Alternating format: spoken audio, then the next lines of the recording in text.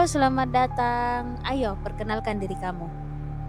Halo, namaku Bagas. Aku akan menceritakan pengalaman horor waktu masih kuliah di salah satu kampus ternama di Indonesia sebagai mahasiswa akhir. Hari itu, aku mendadak dihubungi dosen untuk bertemu beliau besok pagi agar segera melanjutkan skripsiku yang sempat tertunda karena beliau baru saja pulang umroh. Karena perjalanan dari rumah ke kampus itu sampai 2 jam, aku akhirnya berangkat mulai sore ini. Bersama motor kesayanganku yang menemani hampir 2 tahun, aku mulai melaju. Jalanan sore ini cukup lengang, hanya beberapa kendaraan yang melintas dengan kecepatan yang tak terlalu tinggi. Aku bisa merasakan angin sepoi-sepoi yang menyedarkan, meski ada perasaan cemas.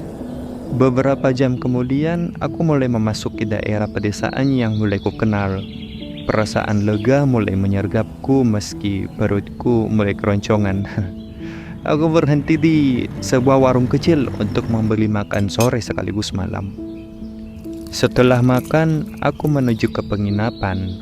Aku tahu dosen tidak semudah itu dikejar. Akhirnya aku memutuskan untuk mengambil penginapan di dekat kampus. Dan inilah awal mula pengalaman hororku. Aku menelpon. Kemudian seorang perempuan muda yang mengaku sebagai resepsionis menyambutku. Setelah berbicara sebentar, ia membawaku ke lantai 2. Lorong di sana sempit dengan deretan kamar membentuk huruf U. Saat masuk kamar, makin kecewalah aku. Tidak ada toilet dalam kamar, hanya ada kasur. Ya mungkin sesuai budget ya. Aku mencoba menerima keadaan itu dan membuka laptop untuk bekerja. Tetapi ternyata colokan listrik tidak berfungsi. Ya udah, aku kemudian keluar dari kamar.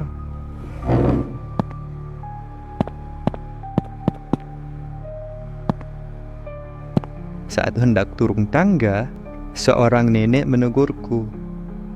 Nak, kok kamu pesan kamar itu? Kamar itu tidak ada listriknya. Kamu pindah di kamar 05 saja ya di samping kamarku. Aku juga baru memperhatikan. Ternyata ada ruang makan di lantai 2. Apa enggak apa-apa, Nek? Nggak apa-apa, pindah saja. Nanti aku yang ngasih tahu ke mbaknya. Akhirnya aku memilih mengambil semua barang-barangku lalu pindah di kamar 05 dan mulai mengerjakan pekerjaanku di sana.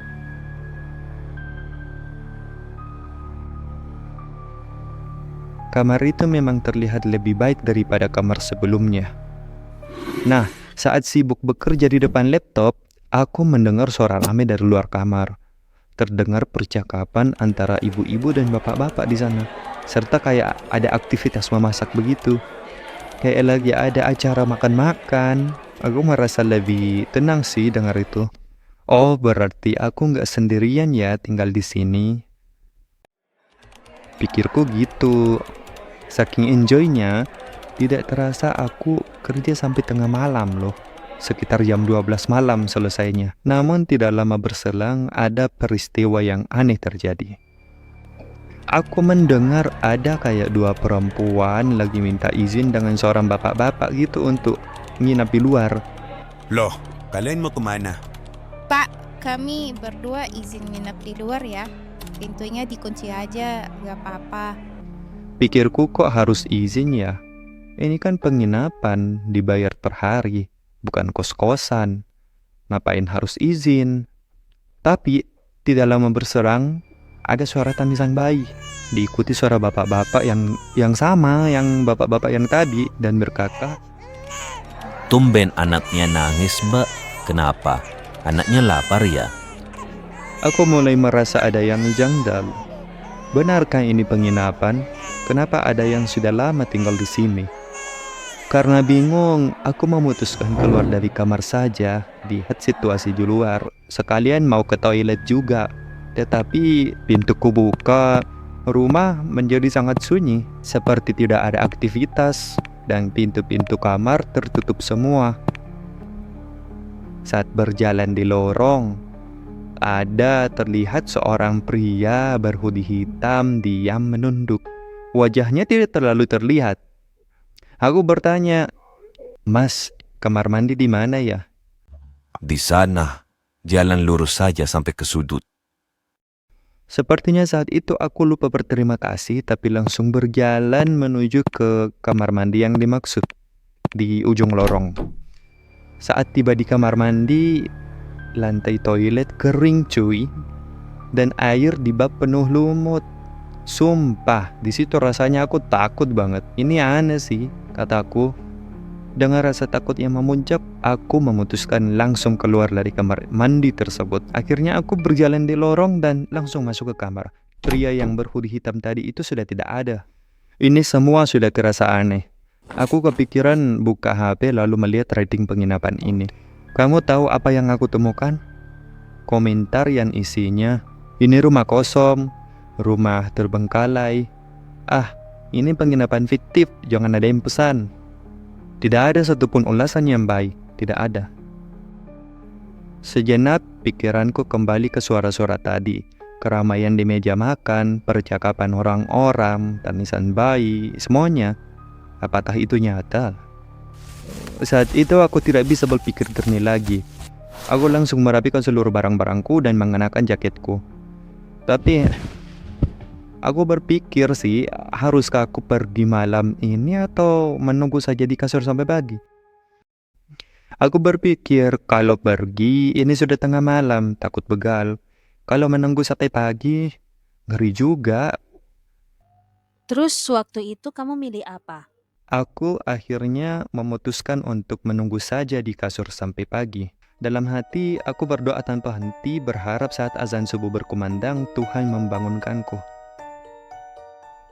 Entah bagaimana, aku akhirnya terlelap, meski dalam dekap ketakutan. Allahu Akbar, Allahu Akbar. Pukul 4 pagi, aku tersentak bangun. Suara azan begitu lantang, menggema di seluruh ruangan. Namun yang membuat bulu kudukku berdiri adalah suara seorang laki-laki dari luar kamar. Adek, kakak, cepat bangun nak, sholat subuh. Suaranya sangat jelas. Saatan berdiri tepat di depan pintu. Di situ aku takut banget. Aku langsung mengambil tasku, buru-buru langsung keluar dari kamar itu tanpa mengintip lagi. Dan kulihat tidak ada seorang pun yang berbicara depan pintu itu, dan seluruh kamar pintunya terbuka lebar. Aku turun menuju lantai bawah, tak ingin berlama-lama, segera menarik motorku. Tiba-tiba terlihat serombongan bapak-bapak berdiri di kejauhan. Mereka berpakaian rapi seakan baru pulang dari masjid. Salah satu dari mereka menatapku dengan senyuman yang samar. Kau sudah pulang, nak? Cepat sekali. Sudah tahu ya? Aku tidak tahu apa yang mereka maksud. Jadi saat itu kamu tidak paham. Lebih tepatnya aku tidak ingin tahu. Karena panik, aku menyalakan motor terburu-buru dan tanpa menoleh lagi. Aku melesat pergi meninggalkan tempat itu secepat mungkin. Sejak hari itu, aku membiasakan diri. Kalau mau pesan sesuatu, baca ratingnya dulu. Terima kasih kepada teman-teman yang sudah menonton ceritaku di channel ini. Jangan lupa like, komen, dan subscribe. Dah.